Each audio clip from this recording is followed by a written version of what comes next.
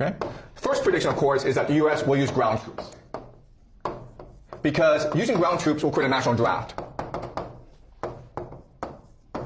And what does a national draft do? It creates a civil war. Right?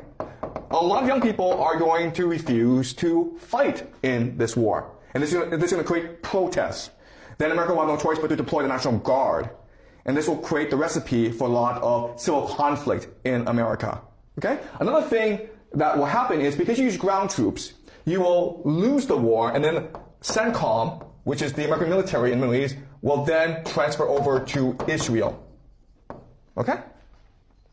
What's happening in this war is that the economies of the GCC are being destroyed. And that's part of the plan.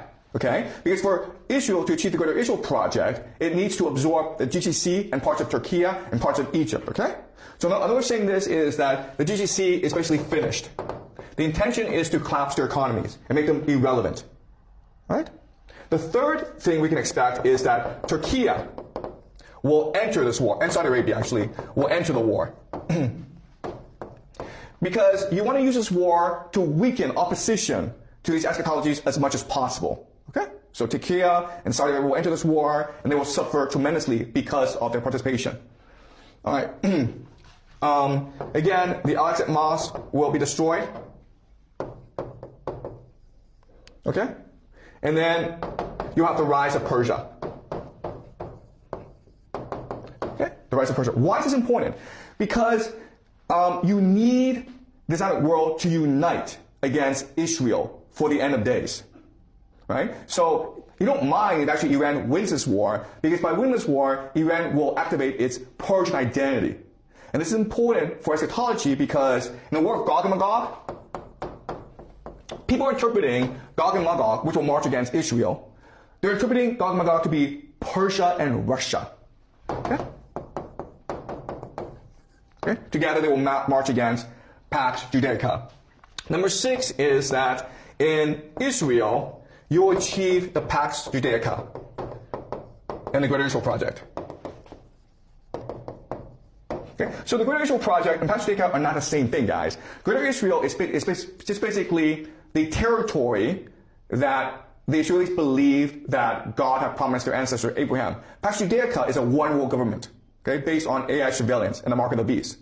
So what will happen is that Israel will use this war to expand its territory, and then what will happen is that capital, technology, will then start to flow to Israel in order to create the Pax Judaica. So think of companies like NVIDIA, Oracle, Microsoft, Google. Will they'll probably transfer themselves to Israel because that is where the power will rest.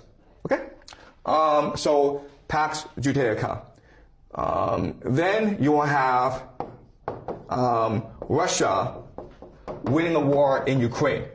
Okay? And then return Greeks to Constantinople. Basically, another way of saying this is, it is possible that the Greeks go to war against Turkey, and then Russia supports the Greeks and return the Greeks to Istanbul. Okay? But then you're like, wait a minute. Turkey is a NATO member. Well, we can also expect destruction of Europe. Okay? The end of NATO, basically.